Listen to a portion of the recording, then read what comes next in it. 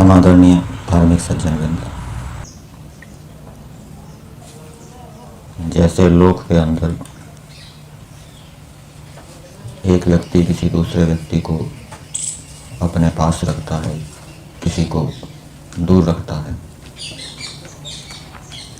ऐसे ही परमेश्वर जो उसकी भक्ति से युक्त है, उसकी आज्ञाओं का पालन करता है, उसके गुण कर्म स्वभावों को जिसने धारण किया हुआ है, उसको परमेश्वर अपने समीप रखता है और उसके हृदय में प्रकट होता है। जो भक्तिहीन है, परमेश्वर उसको अपने से दूर रखता है, उसके हृदय में प्रकट नहीं होता। शरीर के अंदर कुछ रोग ऐसे होते हैं जिनके लक्षण प्रकट हो जाते हैं और उन लक्षणों के प्रकट होने पर पता लग जाता है कि ये अमुक रोग है। कुछ रोग ऐसे होते हैं जिनके लक्षण प्रकट नहीं होते, वो अंदर ही अंदर चलते रहते हैं और प्राणियों को पता नहीं लगता।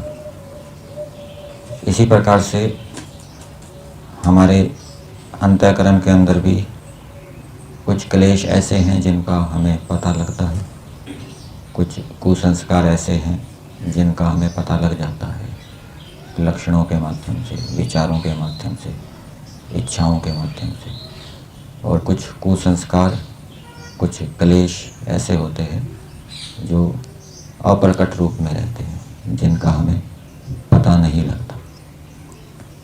जब कोई आलंबन आएगा विशेष, तब पता लगेगा, सामान्य परिस्थितियों में नहीं पता लगेगा। और आलंबन के आने पर भी कभी कभी कुछ संस्कार ऐसे होते हैं, वो दबे हुए होते हैं, जिनका संबंध उस आलंबन से नहीं होता। जिन संस्कारों का संबंध उस आलंबन से होगा वो जागेंगे।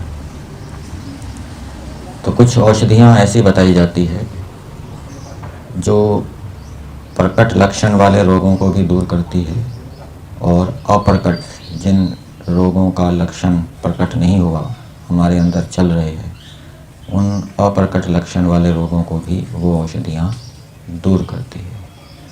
इसी प्रकार से ईश्वर की जो आज्ञा है, ईश्वर की जो भक्ति है, वो भी ऐसी औषधि है जो हमारे प्रकट कुसंस्कारों को भी नष्ट करते हैं और जो कुसंस्कार दुर्गुण प्रकट नहीं हुए उनको भी नष्ट करते हैं।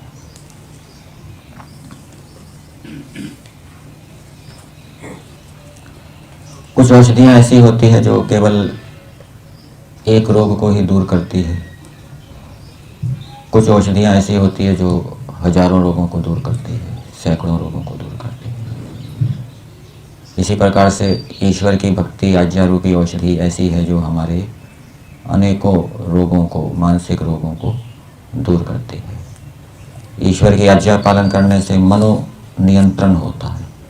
जितना जितना हम ईश्वर की आज्ञाओं का उल्लंघन करेंगे, मन मर्जी करेंगे, व्यवहार के अंदर दूसरों को कष्ट देंगे, संसार की हानि करेंगे, संसार को अपवित्र करेंगे, उतना उतना हमारा मन के ऊपर नियंत्रण नहीं रहेगा।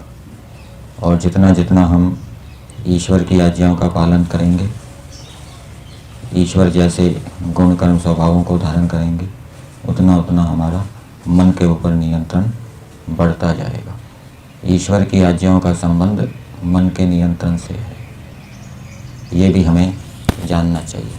उसके लिए हमें ईश्वर की आज्ञाओं को जानकर व्यवहार में लाना चाहिए। जैसे कोई व्यक्ति जब कुआं खोदता है तो खोदते खोदते वो भूमि के अंदर पहुंच जाता है, पसीने से, मिट्टी से लथपथ हो जाता है और फिर जब नीचे से पानी आता है, निकलता है, तो वो उस पानी से स्नान करके शुद्ध हो जाता है।